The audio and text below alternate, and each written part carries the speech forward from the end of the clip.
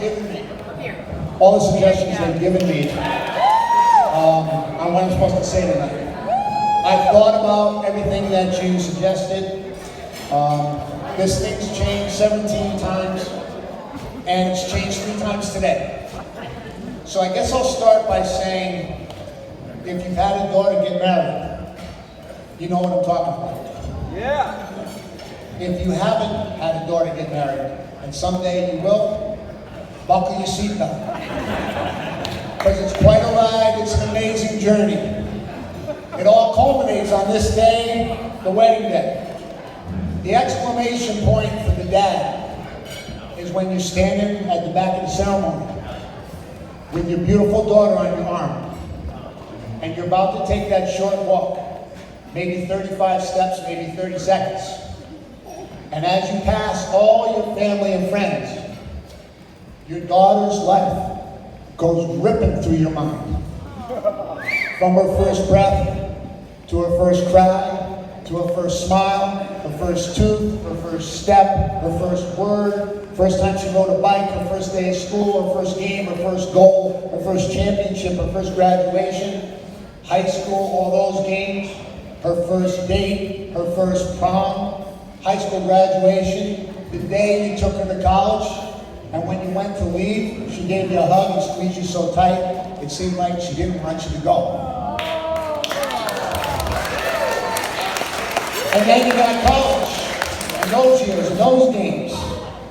And then you have the Middlebury game of senior year when, because it was a Thursday, it was pouring rain, and it was a 4.5 hour drive, you decided not to make the trip. And at 8 o'clock that night, your phone vibrates, and it's 2 little words, all capital letters, 3 exclamation points. We won. And I missed that one. And then you have college graduation, and then you have first job, dating, engagement, and then, bam, you're at the funding ceremony. And you turn, and you face your daughter. Her eyes as blue as the sky. Her smile is wide as Long Island Sound. She's in the most beautiful dress that's ever been made. She's glowing, she's radiant. Elegance takes a back seat to how beautiful she looks. And she's just staring back at you, and she's just saying, come on, Dad, you gotta kiss me now. Let's get this show on the road. I'm getting married. There's a lot going on there, Dad. A lot going on. So I remember the first time I thought Liz might get married. It's the day she graduated from Amherst, and we put all her things in a van. Drove the van home. I was the only one home, so I started to unload the van. First box out was filled with running shoes. Then it was a basket of high heels and leather boots. Then I go back in for the lacrosse gear with cleats and sweats and pullovers. Then it's sundresses and sandals and bathing suits. Then I go back and it's hockey skates and hockey sticks. Snowboard boots, snowboard, lacrosse sticks. And then it's cashmere sweaters, wool skirts, and overcoats. But then I go back in for the good stuff. All on hangers, so they wouldn't wrinkle. Montreal Canadiens jersey, Boston Bruins jersey, Patriots Gronkowski jersey, Red Sox Papelbon jersey. And I had to sit down on the back bumper of the car, of the van, because I got a little emotional. And I couldn't believe that my little girl had grown up to be such an intelligent, beautiful, well-rounded young lady. And that's when it hit me, that someday she'd be quite a catch for someone. And that there would be a day when some knight in shining armor would come riding in on a white horse. He'd charm her, he'd capture her fancy, and he'd take her away. I knew it wouldn't happen right away, but I sensed it would happen someday.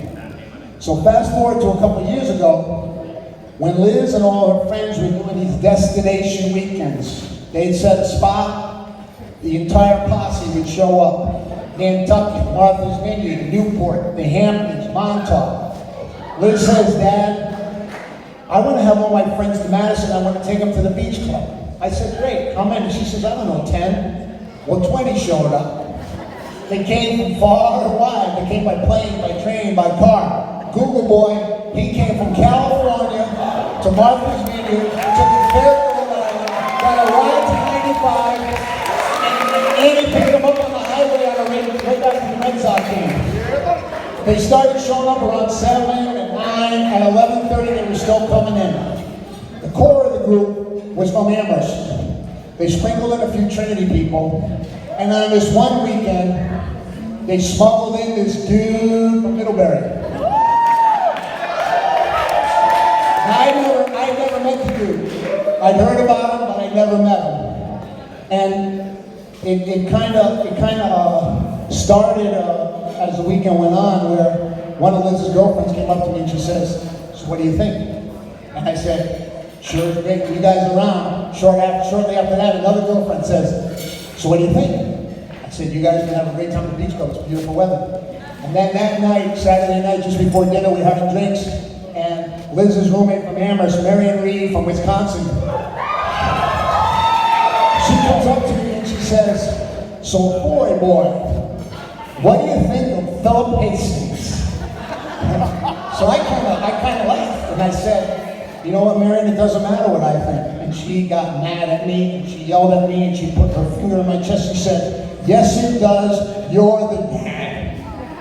And I said, Marion, let me tell you a little bit about Elizabeth Ford. Ever since she's been little, she's been a thinker. And she analyzes things really well. And when it's something important, she drills down into it even further. And if Elizabeth Foy is comfortable with hanging around with Phil Hastings, I'm comfortable with it too. And Marion gets this big smile on her face. She chews my glass and says, good answer, and walks away. And ever since that day, every time Philip Hastings comes to our house, everything gets better. He brings with him an energy level that is second to none. He is kind, he is courteous, he is generous, he is charismatic, he is engaging. He has this wonderful way about him where if he's in a room with 5 people, he engages with each and every other person and he makes them feel better about what's going on. He has this intellectual curiosity thing that he takes things that are informative, full of content, and then he's clever and humorous all at the same time. His relationship with our family is just off the charts. His relationship with Henry Foy is amazing. Whether they're skiing through the woods of Vermont, barreling down the slopes of Verbier, Switzerland, or playing golf in Madison, or just having a beer in Boston, Phil is now the big brother, the older brother that Henry never had. His relationship with Haley Foy is amazing. And so Liz and Phil and Haley and the Krause kid, they spend a lot of time up in Boston. And Phil came and asked me for Liz's hand in marriage, and then a week later he called me and said, "Listen, I'm gonna ask her on Saturday, and I hope you can be there. We're gonna have a little get together, and some people are gonna be there, some people know." And I said, "I haven't even told Ann yet that he asked me." So I said, "Who's gonna be there?" And he said, "Well, Haley's gonna be there." I said, "Haley who?" And he says, "Haley, your daughter." And I said, "Haley knows?" He says, "Oh yeah, she helped me pick out the ring." So that's when we were very close. With Andy and myself, from day one, Phil's called me either Michael or Foy Boy. And with Ann, it's either Andy or Bananas, and it all seems to work. But what has sealed the deal for me, and what makes this whole thing work for me, is watching the two of them from afar. Watching them when they don't know I'm watching. And whether they're sitting in front of the fire playing cards, at the dining room table putting a puzzle together, out in the backyard playing lawn games, on the upper beach over here having a beer, or just sitting around the house watching TV. They're like two little kids in the neighborhood. They're like two 10-year-olds that spend all their time together. And all they do is laugh and giggle and genuinely enjoy each other's company. They truly are best friends. And we all know, whether you're 30, 50, 70, or 90, if you can be with your best friend, you've checked one of the biggest boxes you can check in life. So with that said, raise your glass and join me in the toast to Elizabeth Ann Boyd and Philip Spencer Hastings. May the road rise to meet you. May the wind always be at your back. May the sun shine warmly on your face. May the rain fall softly on your fields. And may God forever hold you too in the palm of his hand.